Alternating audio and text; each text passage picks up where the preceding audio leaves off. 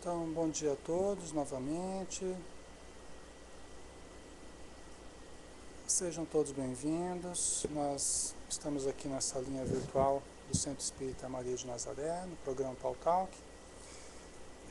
Vamos iniciar o estudo do livro, o Livro dos Espíritos, né? Nós estamos no capítulo 11, da Lei de Justiça, de Amor e de Caridade. Nós estamos falando da justiça e direitos naturais. Justiça e direitos naturais. A pergunta 876. Pergunta 876. Tá? Som ok? Está dando para ouvir bem? Como é que está aí o som? Tá ok? Tá? Então tá bom. Então vamos lá. Posto de parte o direito que a lei humana consagra, qual a base da justiça segundo a lei natural? Então, posto de parte o direito que a lei humana consagra, qual a base da justiça segundo a lei natural? Tá, então, tirando de lado aqui, né, o direito que a lei humana consagra, colocando à parte esse direito, tá? Falando apenas da justiça segundo a lei natural, que a gente já viu que há uma diferença, né? Da lei humana e da lei natural, da lei divina, né? Então, segundo essa lei natural, qual é a base dessa justiça? Tá? O que vocês acham? Bom dia, Goducha. Qual é a base dessa justiça? Colocando de lado a lei natural, né? Ou melhor, colocando de lado a lei humana, né? Falando apenas da lei natural. O Joel, o amor, né? O amor. A Maria, é o bem que a gente quer para nós e para os outros. Certo, Maria. Uhum. Né? Quer dizer, em que se baseia essa lei natural? Sem nos referirmos à lei humana, né? Falando mesmo da lei natural. O Joel, porque se amamos, o mais vem junto. Certo. Então vamos lá, vamos ver aqui a sequência, né? A resposta, disse o Cristo, queira cada um para os outros o que quereria para si mesmo.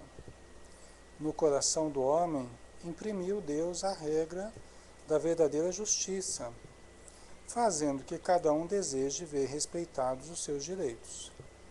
Na incerteza de como deva proceder com o seu semelhante em cada circunstância, em dada circunstância, trate o homem de saber como quereria que com ele procedesse, em circunstância idêntica.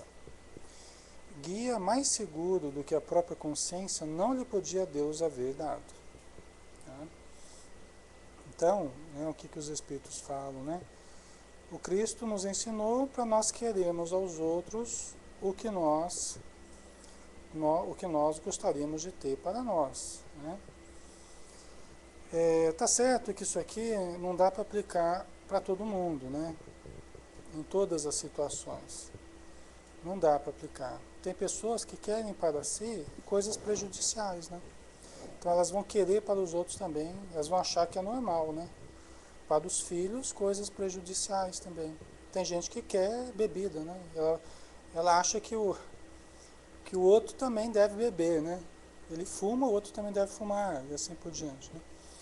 Então, mas veja bem, pelo menos nós temos, em termos gerais, uma preocupação em não fazermos o mal para os outros deliberadamente. Nós podemos até fazer o mal por ignorância, porque nós não identificamos ainda no nosso discernimento o que é certo, o que é errado, né?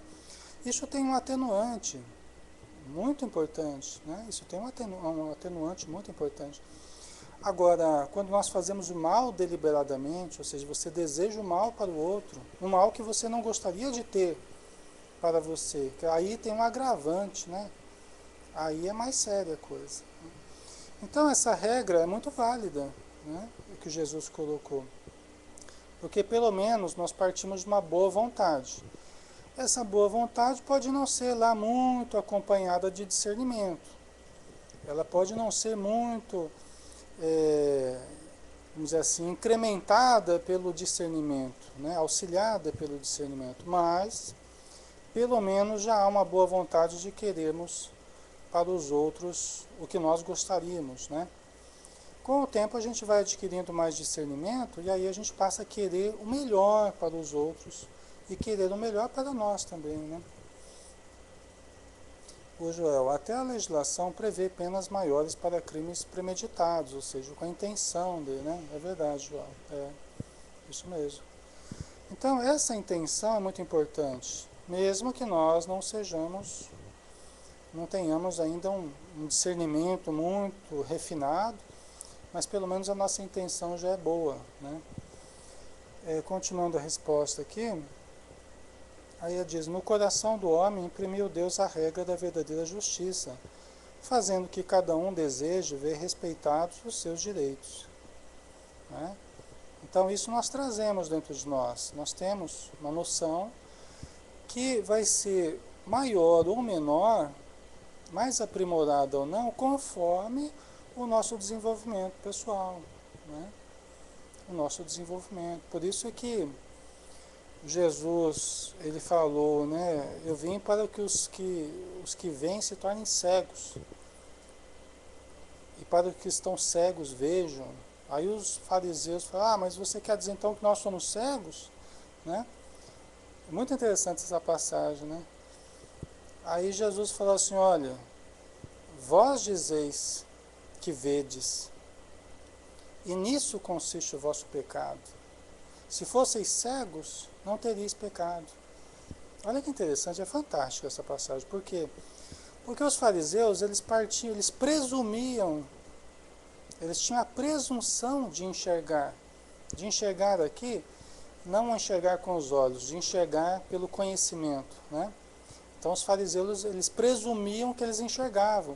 Então quando Jesus falou assim, eu vim para os que veem se tornem cegos, eles falaram assim, está falando com a gente, né? Porque a gente vê, porque a gente conhece, né? Aí Jesus complementa, olha, vós dizeis que vedes, né? Nisso consiste o vosso pecado. Quer dizer, se vocês não tivessem conhecimento, né, aí vocês não teriam pecado, vamos dizer assim, vocês estariam relativamente, vocês teriam esse atenuante, né, por não conhecerem, né, mas vocês dizem que conhecem, e nisso consiste o vosso pecado, né, então vocês partem da presunção de saber, né, então o pecado permanece em vós, né. Então vamos continuar aqui, né. Essa é a importância da nossa consciência, que ela vai despertando mais ou menos conforme o nosso conhecimento, conforme o nosso discernimento, né? Também a consciência, ela vai sinalizando mais, né? A Maria colocou, quanto mais é dado, mais será cobrado. Na verdade, Maria. Na incerteza de como deva proceder com seu semelhante em dada circunstância, trate o homem de saber como quereria que com ele procedessem em circunstância idêntica. Guia mais seguro do que a própria consciência não lhe podia Deus haver dado, né? Como a gente já viu, não resolve tudo, né? Tem muitos casos aí que a pessoa está numa patologia, então ela quer o que é errado, e ela acaba querendo para os outros também o que é errado. Mas é um melhor guia que nós temos. Nós não temos coisa melhor do que essa ainda. Por enquanto, nós não temos um guia mais seguro do que esse, né? Então vamos lá.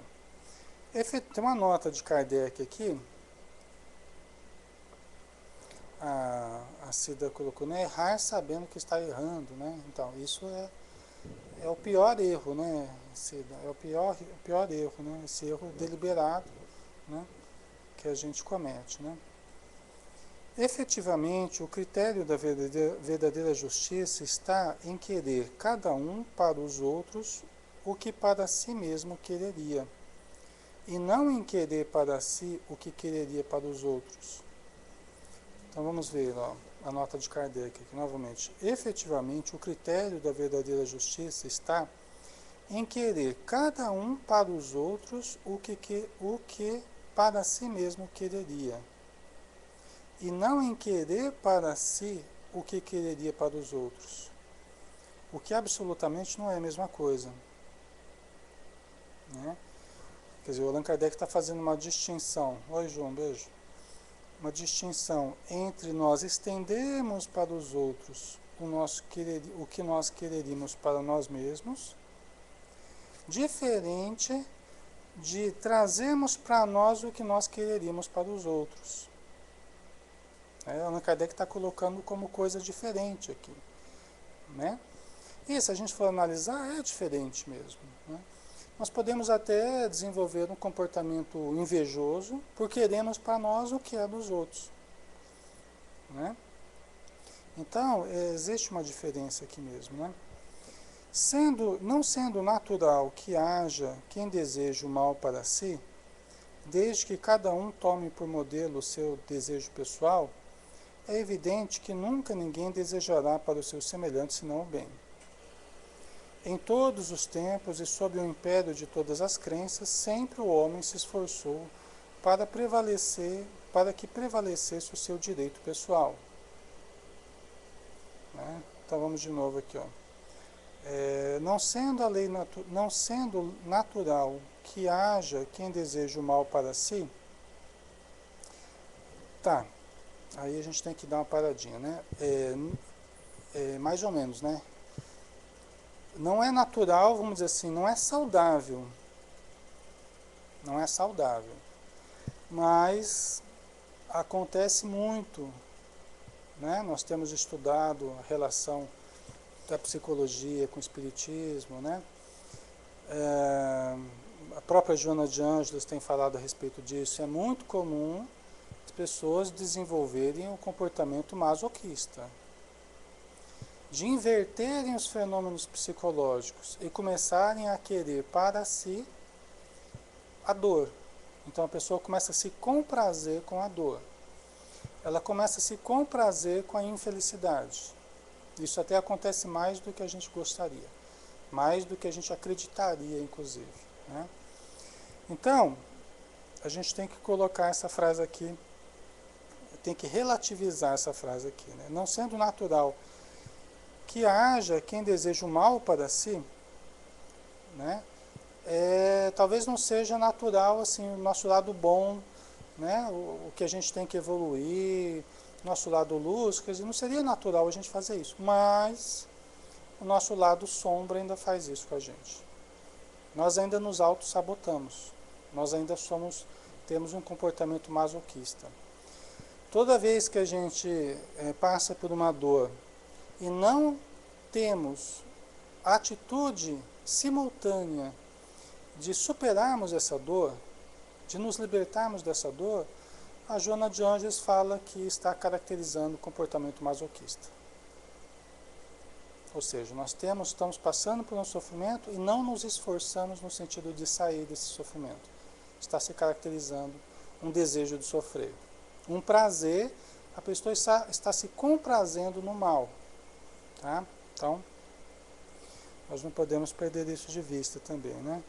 Então, não sendo natural que haja quem deseje o mal para si, desde que cada um tome por modelo o seu desejo pessoal, é evidente que nunca ninguém desejará para o seu semelhante senão o bem, né? Eu estava falando dessa questão masoquista, né? Você tem essas relações sadomasoquistas, né? Ao lado do masoquista você vai ter o sádico, né? Então eu acabo querendo para o outro a dor, na mesma dor que eu me comprazo. E a pessoa que recebe aquela dor se compraz na dor também.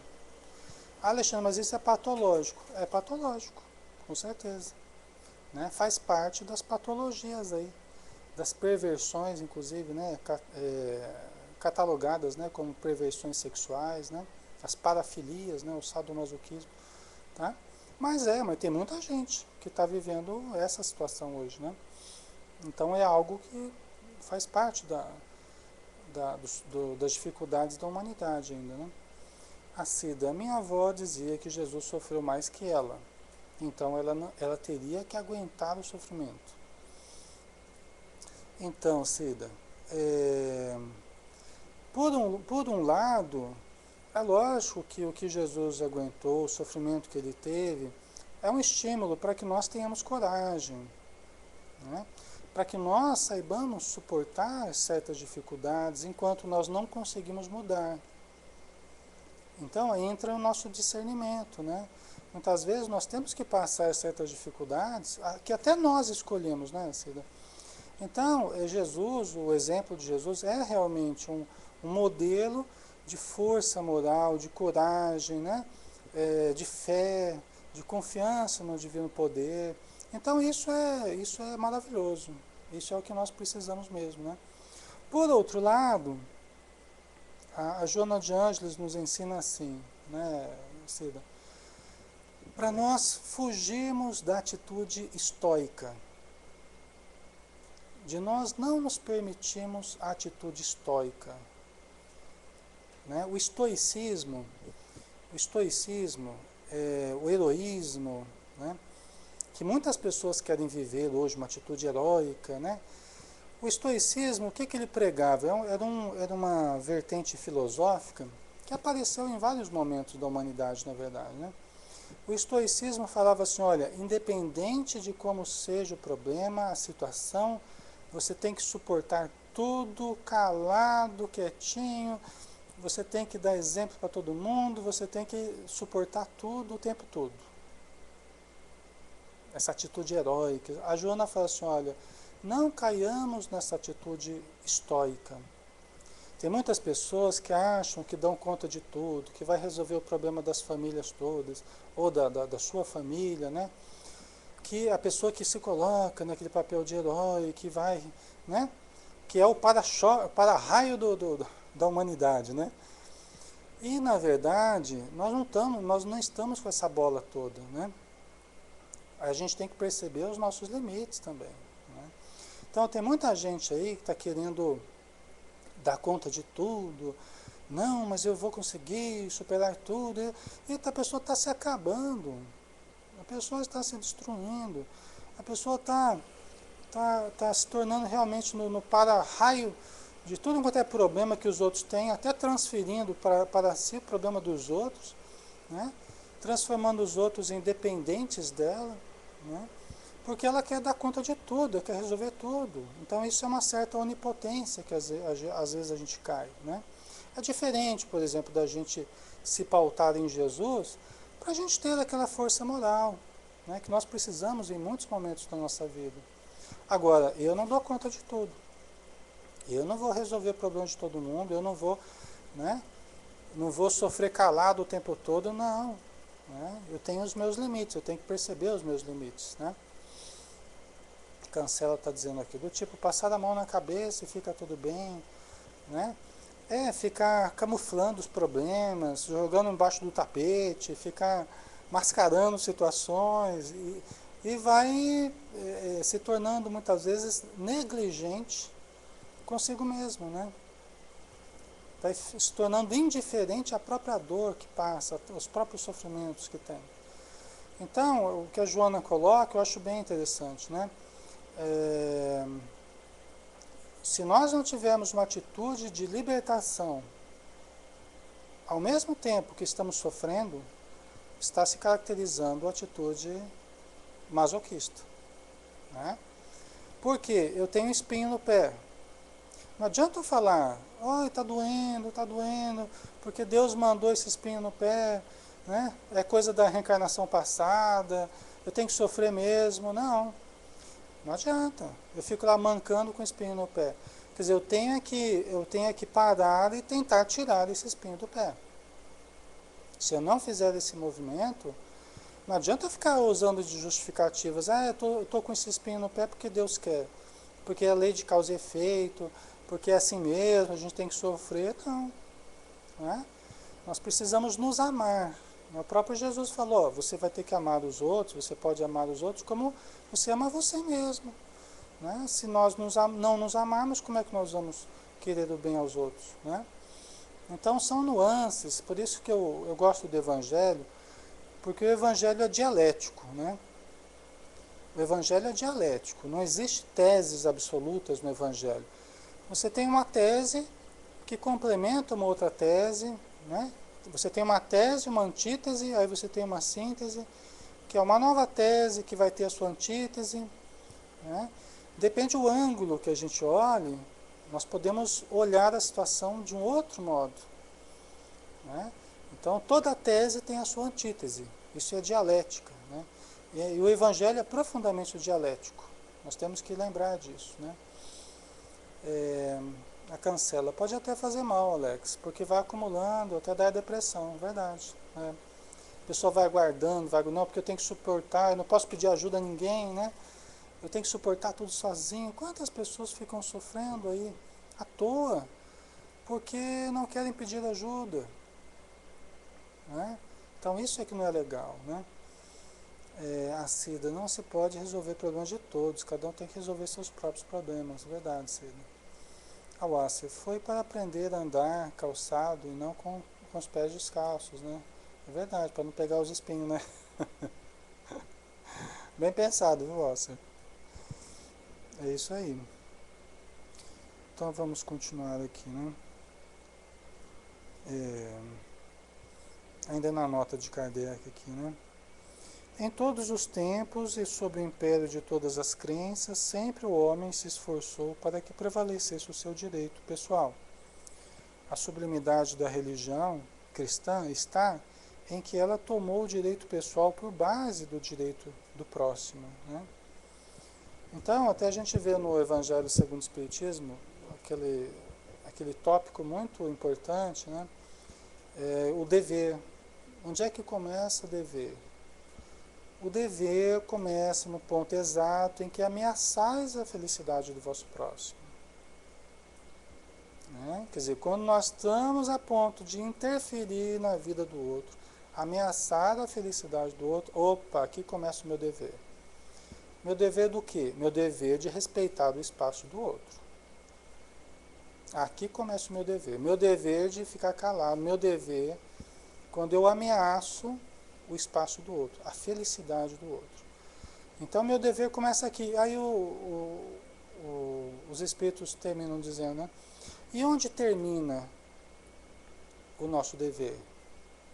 Né? No limite que desejarias para vós mesmos, que desejarias alcançar. Né? Então, eles deixam aberto até onde vai o nosso dever. Gente, isso aqui é muito interessante, né? Até onde vai o nosso dever? Gente, o dever nosso, somos nós que estabelecemos. Até onde vai o nosso dever? Aí depende do nível de consciência que a gente tem. É muito subjetivo isso. Tem gente que fala assim, meu dever vai até aqui. Eu já fiz o suficiente. A minha consciência está em paz porque eu fiz até aqui, para mim está bom. Até aqui, né? Mas uma outra pessoa fala assim, não, eu tenho o dever de um pouco mais. Eu tenho o dever de suportar um pouco mais, eu tenho o dever de ajudar um pouco mais, eu tenho o dever de seguir adiante. Então é muito subjetivo isso, né? Até onde eu quero chegar? Qual é o limite que eu estou estabelecendo para mim mesmo? Né?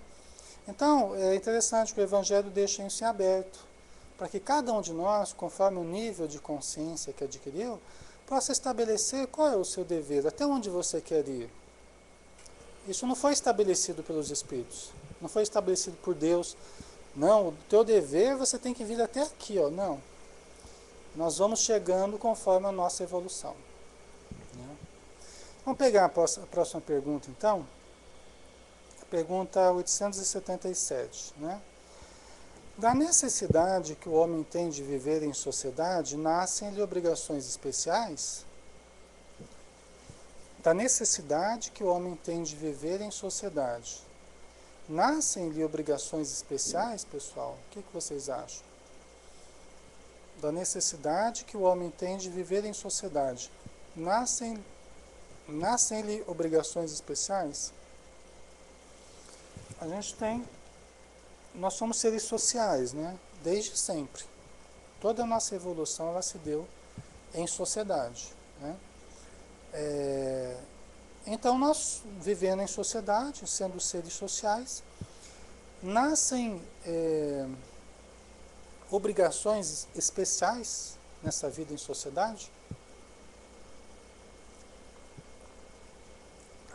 A Godosha colocou deveres e direitos. O que vocês acham, pessoal?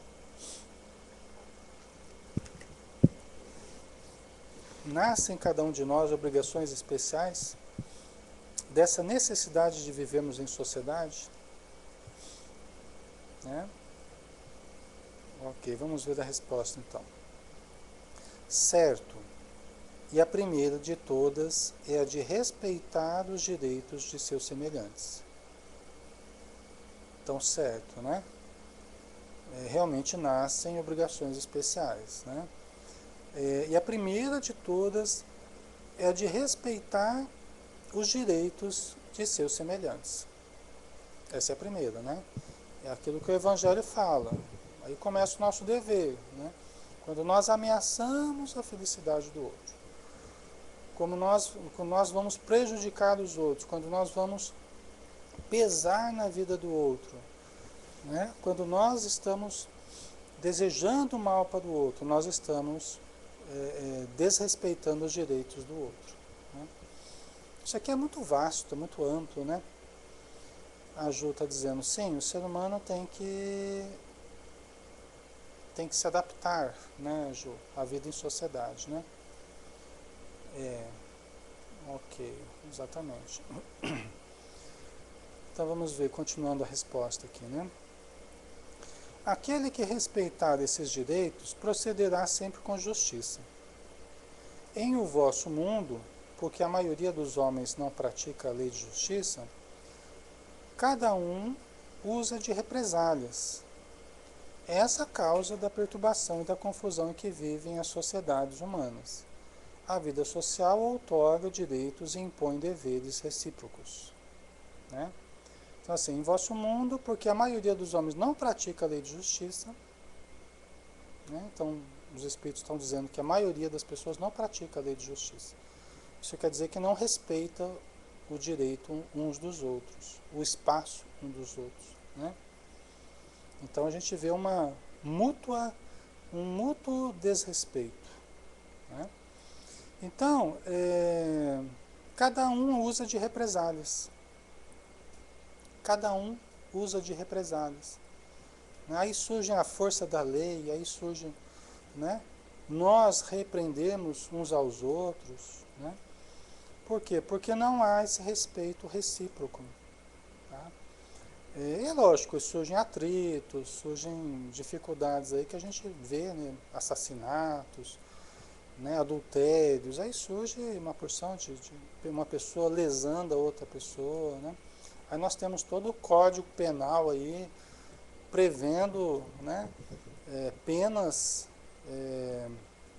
de acordo com o tipo de delito cometido, né? Deixa eu ver aqui. Maria, por não saber viver as leis, que ainda adoecemos pelos nossos sentimentos mesquinhos, né? Verdade, Maria. Então, olha só, né? Era só respeitarmos um pouco mais, né? Era só respeitarmos um pouco mais. Era só percebermos um pouco mais o limite, né? Principalmente na vivência em grupo, né? O limite que nós temos, né? Nós não devemos prejudicar os grupos, não devemos fazer pesar os nossos maus hábitos nos grupos, seja família, seja grupo espírita do centro, né? Ou qualquer profissional, não importa. Né? Nós temos que aprender a respeitarmos-nos mutuamente, né? Então é um aprendizado mesmo de cada um, né?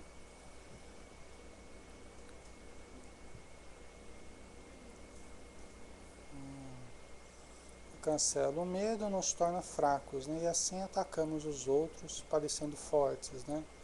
É verdade. Quando há um ataque, né? Quando há um ataque, realmente a violência se baseia na nossa insegurança, no nosso medo, né? Embora aí a gente precisa também analisar o seguinte, né? Nós temos que aprender a a assertividade, né? Existe um caminho do meio entre a agressão, a ofensa, né? Vou te falar umas verdades agora, né? Não sei o que, e dar é ofensa, né? Então, existe um caminho do meio entre a ofensa e entre a pusilanimidade, né? De nós vemos as coisas acontecendo errado, nós vemos as coisas, né, se dando de uma forma equivocada, nós podemos interferir, nós podemos agir e vamos deixando. Isso é pusilanimidade, isso é um erro, né? Mas também nós não podemos ficar agredindo, né, Cancela? Né? Então aí surge a assertividade, é falar a coisa certa para a pessoa certa, na hora certa, com bondade, né? Talvez a gente erre, muitas vezes na dosagem, nós estamos aprendendo a dosar as palavras, a dosar a energia, né? A dosar na nossa atitude para que não gere mais problema do que ajude. Mas é bom senso, né, Buducho? A assertividade. Porque simplesmente ficarmos contrariados, não mudarmos as situações, não ajudarmos a pessoa a refletir, e vamos tocando, aí daqui a pouco a gente não dá conta. O grupo sofre, as pessoas sofrem, e ninguém fala nada e ninguém reage, né? Então, aí entra a assertividade, que ela vai colocar as coisas no seu lugar, vamos falar da verdade com bondade para a pessoa certa na hora certa. Não é fácil, mas é necessário. Não dá só para a gente ficar empurrando com a barriga, não. Não dá para a gente só ficar deixando as coisas passarem de uma forma indiferente. Nós não podemos nos tornar indiferentes, né? Então não é fácil, né?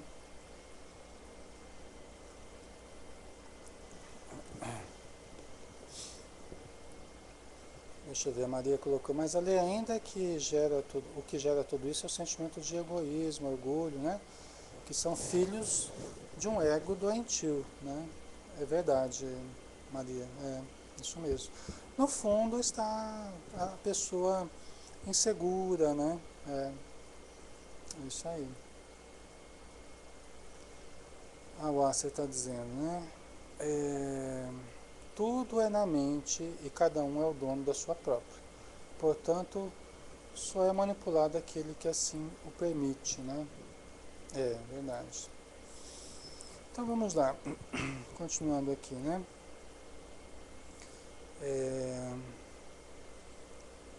A pergunta 878.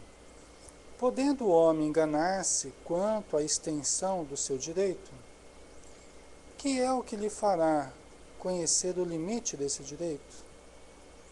Olha só, podendo o homem enganar-se quanto à extensão do seu direito. Até onde vai o seu direito? É muito interessante isso aqui, né? Podendo o homem enganar-se quanto à extensão do seu direito. Que é o que lhe fará conhecer o limite desse direito? Como é que a gente vai saber, pessoal, o limite desse direito? O que vocês acham? Quando começa o do outro. Tá. Mas aí tem uma questão interessante que eu proporia para vocês. Onde começa o outro? Onde termina o eu e começa o outro? Aí a gente cai numa questão que é muito delicada. Como é que está o meu senso de identidade?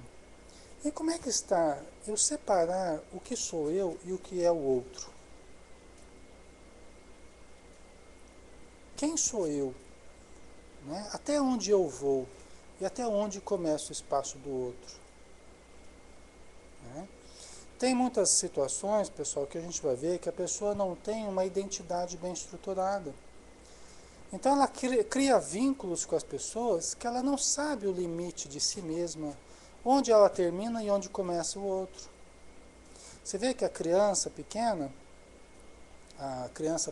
ela não sabe, ela não tem essa distinção. Até onde ela vai, até onde começa a mãe.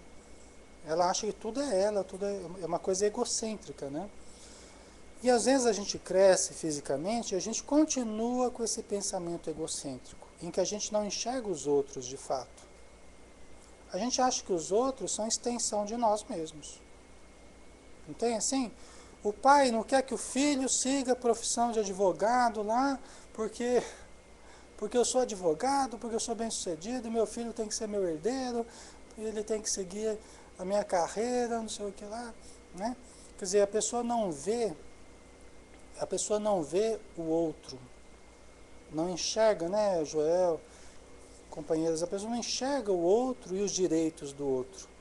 Ele acha que o outro e ele são a mesma coisa, né? Ele trata essa situação como se o filho fosse apenas a extensão dele, dentro do processo narcísico, né? Dentro do pai, dentro do narcisismo dele, ele acha que o outro é apenas extensão de si mesmo, narcisicamente, né?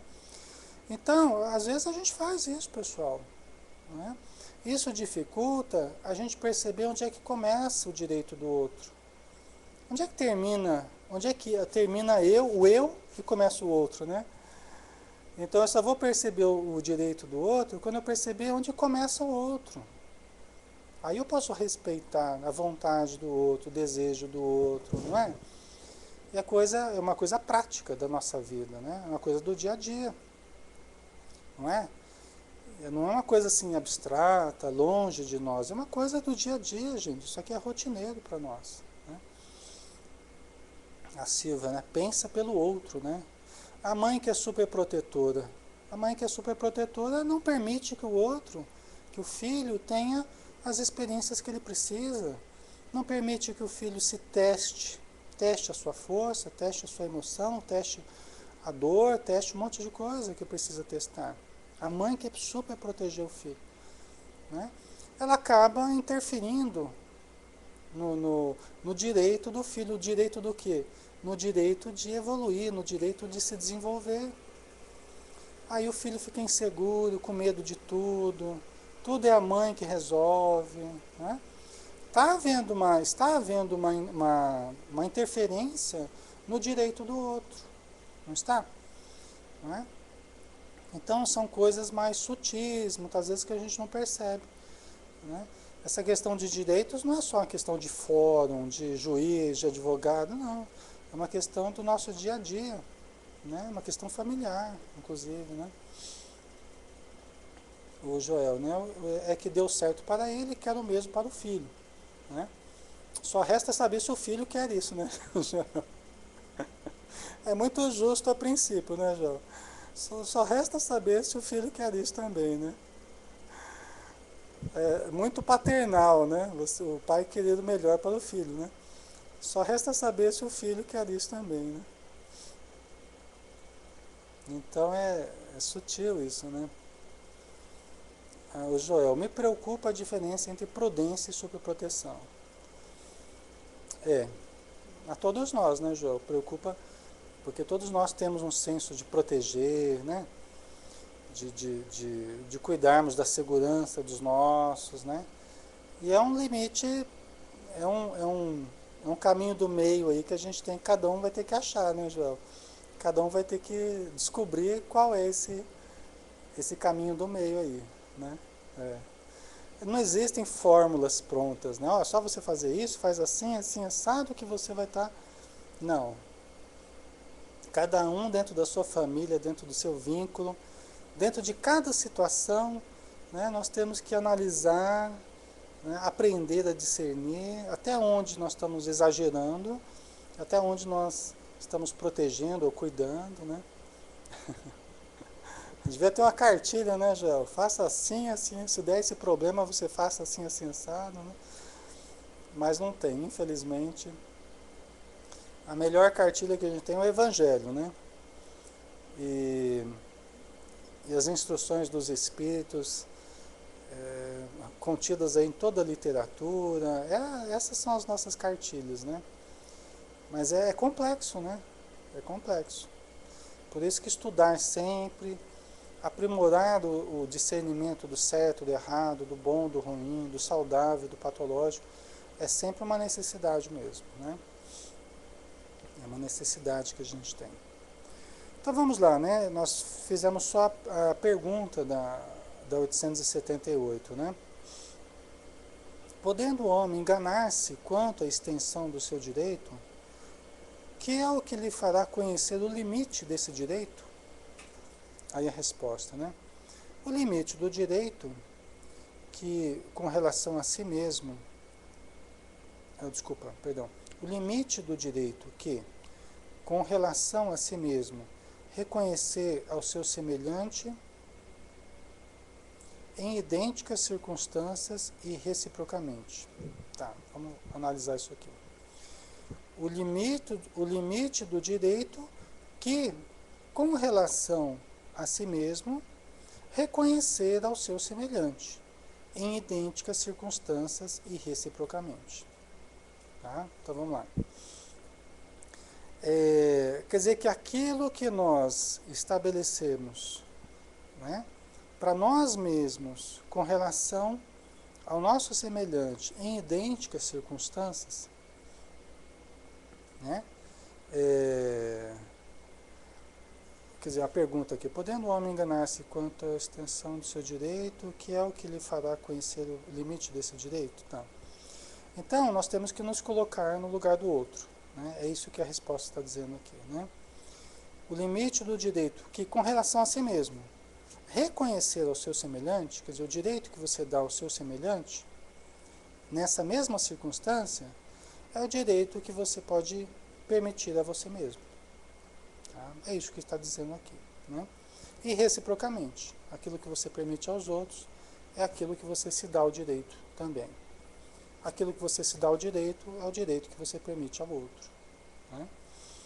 Então, isso é uma coisa para a gente pensar, né?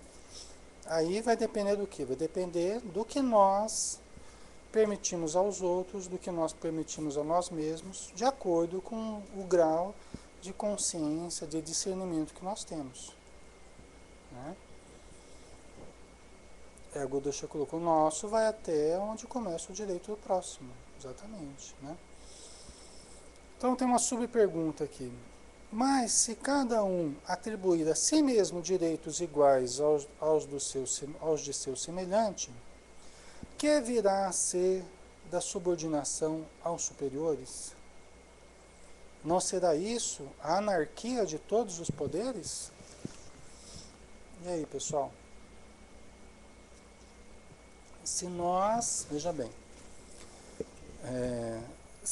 mas se cada um atribuir a si mesmo direitos iguais aos do seu semelhante, que virá a ser da subordinação aos superiores? Não será isso a anarquia de todos os poderes? Né? Boa pergunta essa do Kardec, né?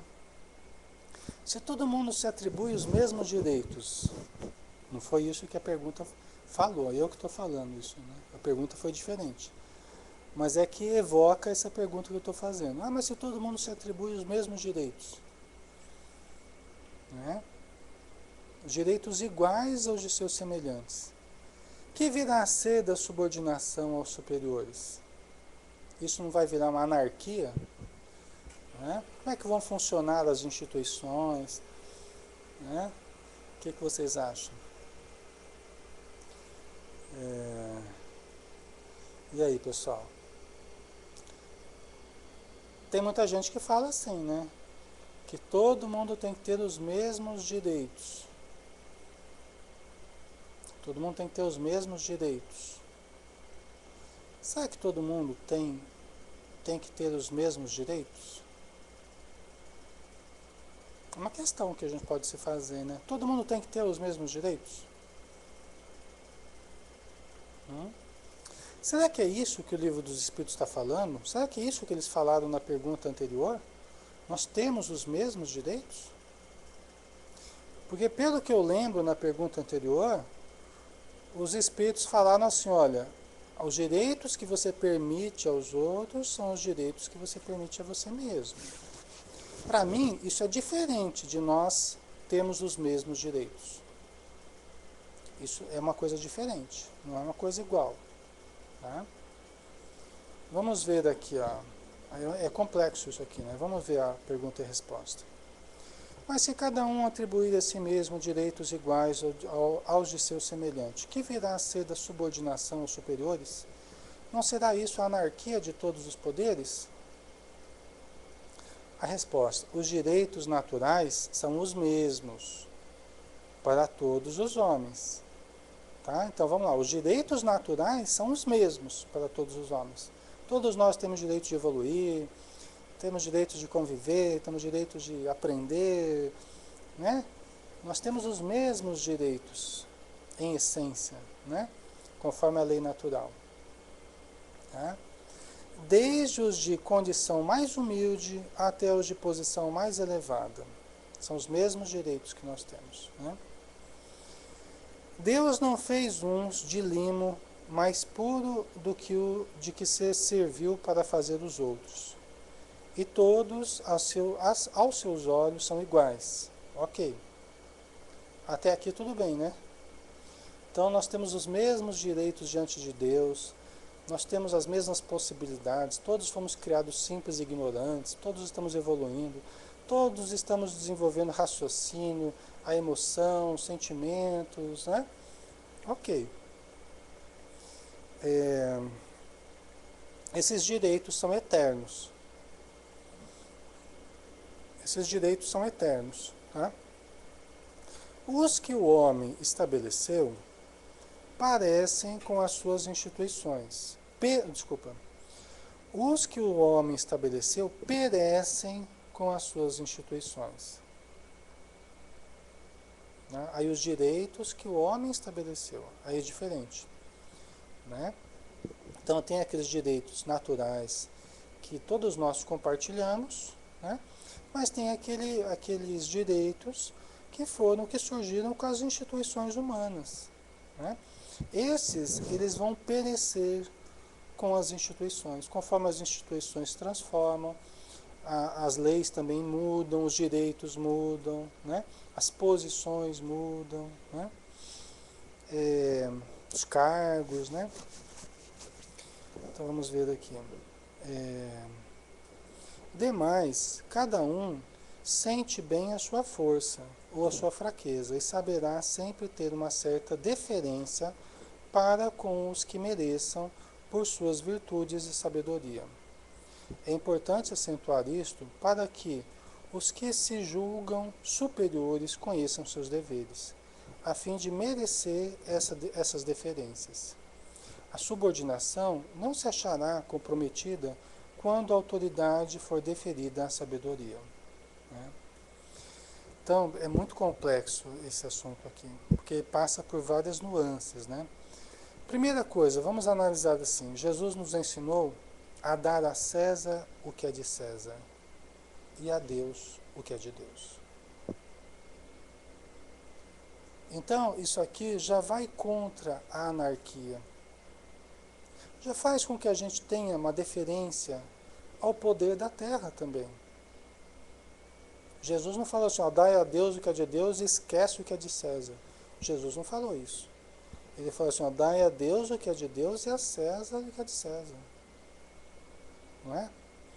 Então ele estava, faça uma deferência a Deus, né? Preste culto a Deus através do amor, da caridade, da busca pelo espiritual, mas não esquece que você está inserido no poder humano e você vai ter que conviver e cumprir as leis sociais, né, Goducha? Diante das leis humanas, que você não pode desconsiderar. Você não pode, nós não podemos desconsiderar. Né? Então, primeira coisa, isso aqui já vai contra a anarquia. Né? O Allan Kardec perguntou, isso aqui não vai gerar anarquia? Não. Não.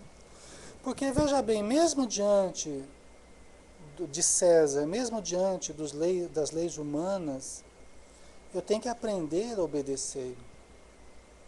Né? Eu tenho que aprender, para que eu evolua, eu preciso aprender a obedecer. O André Luiz, na verdade, se não me engano, acho que a dona Laura, no livro Nosso Lar, ela fala assim para o André Luiz, né? Só é verdadeiramente livre aquele que aprendeu a obedecer. Só é verdadeiramente livre Aquele que aprendeu a obedecer. Exatamente, Joel. O Joel colocou, somos muito rebeldes ainda, é verdade. Muito rebeldes.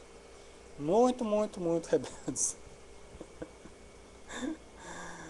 Diante das leis divinas, a gente não respeita nem as leis divinas, nem as leis humanas, na verdade. A verdade seja dita, né? Nós, enquanto humanidade, nós nos respeitamos a lei, nem a lei humana, muito menos a lei divina. A gente age como criança, é verdade. Né? Então, seria um grande aprendizado. Nós aprendemos a valorizar e respeitar as leis humanas. As leis humanas existem para regular a convivência, para regular a sociedade, para que haja mais harmonia nessa convivência. Cuidar de um jardim, não depredar objetos públicos, não é? Respeitar o dinheiro público, não desviar verbas, não passar em sinal fechado, não jogar papel no chão, não é, Ju? São pequenos deveres que as leis prevêem, dependendo da sociedade, né? É, às vezes até com uma certa rigidez, né? Você pega, tem lugar no mundo aí, tem país aí que você jogar um chiclete no chão, é perigoso você sofrer pena de morte, né? Então tem uns certos excessos aí no meio do caminho, né? Mas é uma questão de cultura, né? É uma questão de cada região, né? Em que as pessoas vão desenvolvendo aquilo que para elas funciona melhor, né? Mas nós temos que aprender a respeitar essas regras, né?